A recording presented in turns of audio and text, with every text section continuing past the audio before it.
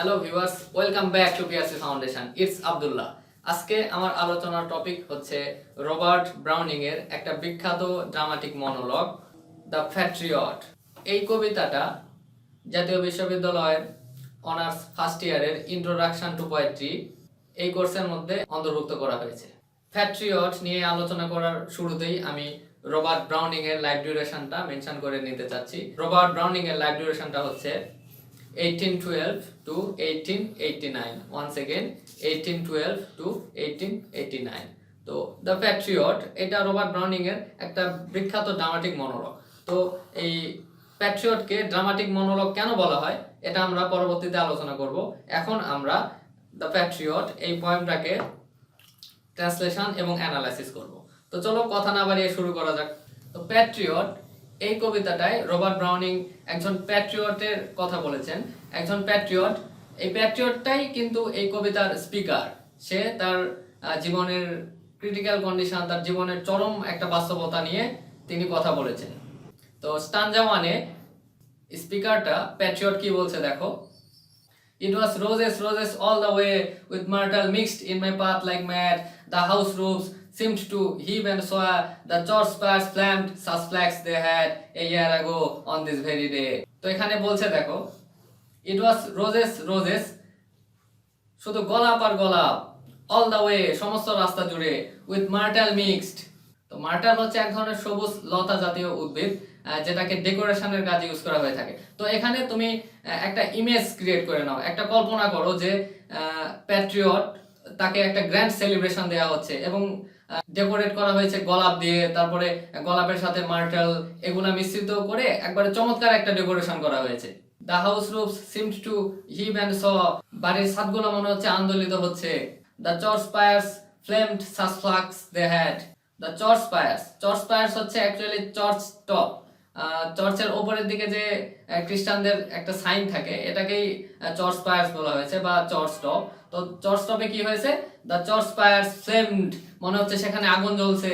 Such flags they had, এরকম colourful পতাকা দিয়ে চার্চ টপটা ডেকোরেটেড করা হয়েছে। Year ago on this very day, এক বছর আগে ঠিক আজকের এই দিনে। তো ফার্স্ট স্ট্যান্জা থেকে আমরা যেটা বুঝলাম সেটা হচ্ছে এই প্যাট্রিয়টটাকে ওয়েলকাম জানানো হচ্ছে।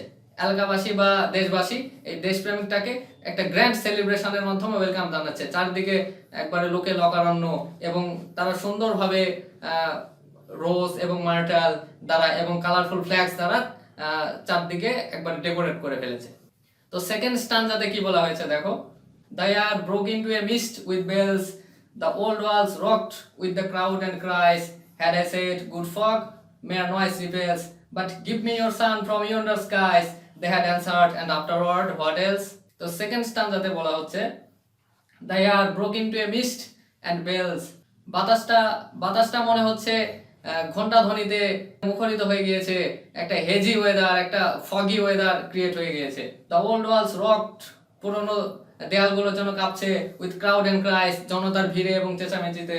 Had I said good folk, mere noise repels, but give me your sun from yonder skies. আমি যদি বলতাম দূর আকাশ থেকে সূর্যটা এনে দাও। They had answered, and afterward what else, তারা বলতো আচ্ছা আর কি কি চাই বলো। তো দেখো এই স্ট্যানজাটাতে প্যাট্রিয়ট তার জীবনের একটা সুখময় স্মৃতিকে বর্ণনা করছেন।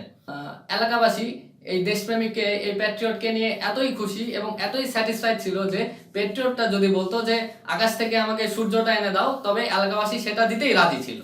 তো নেক্সট স্ট্যানজাতে কি বলছে দেখো। It was I who lifted the sun to give it my loving friends to keep. Not man could do, have I left undone. And you see my harvest, what I reap, this very day, now a year is run. তো third স্ট্যানজাটাতে যেটা বলছে এলাক, এখানে এলাক হচ্ছে alas, আফসোস। এটা এলাসের archaic form হচ্ছে alack. It was I who lived at the sun, এটা আমি যেটা সূর্য এনে দেওয়ার চেষ্টা করেছিলাম। To give it to my loving friends to keep, সূর্য এনে দেওয়ার চেষ্টা করেছিলাম আমার কান্ট্রিবাসীকে, আমার দেশবাসীকে, আমার লাভিং ফেলোদেরকে।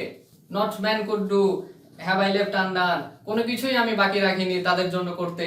একটা মানুষের পক্ষে যেটা যেটা করা পসিবল সবকিছুই আমি আমার কান্ট্রি ফেলোদের জন্য করেছিলাম। প্যাট্রিয়টটা এটাই বলছে। তারপর বলছে and you see my harvest, what I reap, এবং আমার এই কষ্টার্জিত স্যাক্রিফাইসটা, আমার এই কষ্টার্জিত ফসলটা দেখো এখন, this very day now A year is run, আজকের এই দিনে আমার অবস্থাটা দেখো যখন 1 বছর পার হয়ে গিয়েছে। তো নেক্সট স্টানজাতে আমরা দেখব প্যাট্রিয়ট 1 বছর পরে কি ঘটছে তার সাথে, এটা এখন প্যাট্রিয়টটা বর্ণনা করবে। There's nobody on the housetops now, just a palsied few at the window said, for the best of the sight is all allow, at the shambles gate or better yet, by the very scaffold's foot I trow. তো এখানে বলছে there's nobody on the housetops now, বাড়ির ছাদগুলোতে এখন কেউ নাই, জনমানব শূন্য, just a palsied few at the window said, শুধুমাত্র কিছু প্যারালাইজড, কিছু আনমুভিং, কিছু অসাড় মানুষজন জানালা দিয়ে তাকিয়ে আছে। For the best of the sight is all allow, সবাই মনে করছে যে সবচেয়ে বেস্ট ভিউটা পাওয়া যাবে at the shambles gate, শ্যাম্বলস এর গেট থেকে। এখানে শ্যাম্বলস হচ্ছে স্লাটার হাউস, অর্থাৎ যেখানে মৃত্যুদণ্ড কার্যকর করা হয়। তো সবাই মনে করছে এই শ্যাম্বলস গেটে, স্লাটার হাউসের গেট থেকে এই মৃত্যুদণ্ড দেওয়ার দৃশ্যটা সবথেকে সুন্দরভাবে দেখা যাবে। অর বেটার ইয়েট, অথবা আরো ভালোভাবে দেখা যেতে পারে by the very scaffold's foot. Scaffold means the platform of execution, আর যেই মঞ্চটা থেকে বা যেই স্টেজ থেকে এক্সিকিউশন অর্থাৎ মৃত্যুদণ্ড বা হ্যাং করা হয়ে থাকে, ফাঁসি দেওয়া হয়ে থাকে। অথবা তারা আরো ভালোভাবে দেখার চেষ্টা করছে স্ক্যাফোল্ডস ফুট থেকে, অর্থাৎ সেই স্ক্যাফোল্ডস এর স্টেজের একবারে পাশে দাঁড়িয়ে ভালোভাবে দেখার চেষ্টা করছে। আই ট্রাউ, এটাই আমার বিশ্বাস। ট্রাউ মিন্স ট্রাস্ট, এটা হচ্ছে ট্রাস্টের আর্গাইভ ফর্ম, ট্রাউ। তো নেক্সট স্ট্যান্জাতে প্যাট্রিয়ট কি বলছে দেখো। I go in the rain and more than needs a robe cuts my both wrists behind, and I think by the feel for my forehead bleeds, for the fling whoever has a mind stones at me for my years misdeed. তো এখানে প্যাট্রিয়টটা আরো pathetic sad টোনে, আরো দুঃখ ভরা কণ্ঠে বলছে দেখো, I go in the rain, আমি বৃষ্টির মধ্যে দিয়ে হেঁটে যাচ্ছি, and more than needs, এবং এটার কোনো প্রয়োজন ছিল না যে এরো কাটস মাই বোথ রিস্টস বিহাইন্ড, একটা দড়ি দিয়ে আমার 2 হাতের কবজি পেছন দিকে বাঁধা হয়েছে। And I think by the feel, এবং আমার মনে হচ্ছে মাই ফরহেড ব্লিডস, আমার কপাল দিয়ে রক্ত ঝরছে। ফর দে ফ্লিং, কারণ তারা নিক্ষেপ করছে, whoever has a mind stones at me for my year's misdeeds, যার মনে চাচ্ছে আমার দিকে পাথর ছুটছে, কারণ তারা মনে করছে যে এই একটা বছরে আমি তাদের সাথে অন্যায় করেছি, আমার স্যাক্রিফাইসকে তারা ভুলে গিয়ে আজকে তারা আমার দিকে পাথর নিক্ষেপ করছে। তো লাস্ট স্টানজাতে প্যাট্রিয়টটা কি বলছে দেখো, thus I entered and thus I go, in rooms people have dropped down dead.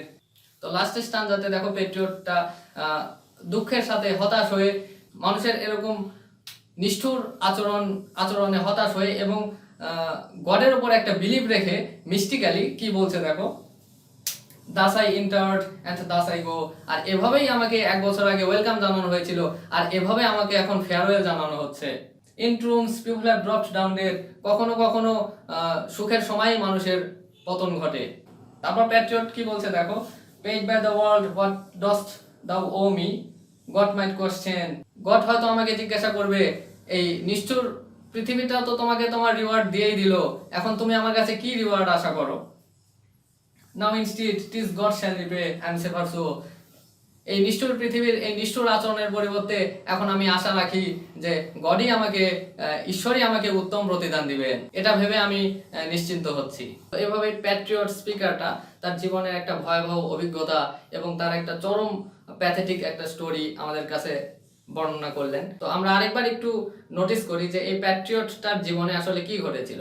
এই প্যাট্রিয়টটা তার দেশের জন্য অনেক কিছু করেছে, অনেক স্যাক্রিফাইস করেছে, এমন কিছু করা বাদ রাখেনি যা একটা রক্ত মানুষের পক্ষে করা সম্ভব, এত স্যাক্রিফাইস করেছে। এবং প্যাট্রিয়ট বর্তমান থেকে জীবনের প্যাথেটিক ঘটনাটা বর্ণনা করছে, এবং এই ঘটনাটা বর্ণনা করার আগে সে 1 বছর পিছনে চলে গিয়েছে, যখন তাকে সবাই ওয়েলকাম করেছিল তার প্যাট্রিয়টিজমের জন্য, তার মহত্বের, তার বীরত্বের জন্য, যখন তাকে সবাই ওয়েলকাম করেছিল।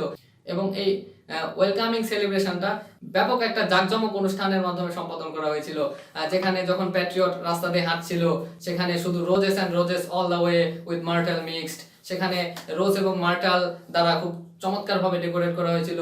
চার্চ টপস গুলো এমন কালারফুল ফ্ল্যাগ দ্বারা ডেকোরেট করা হয়েছিল, মনে হচ্ছিল সেখানে আগুন জ্বলছে। হাউস রুফস গুলো লোকের ভিড়ে একবারে ক্রাউডেড ছিল, সবাই এক নজরে প্যাট্রিয়টটাকে দেখার জন্য আগ্রহী ছিল।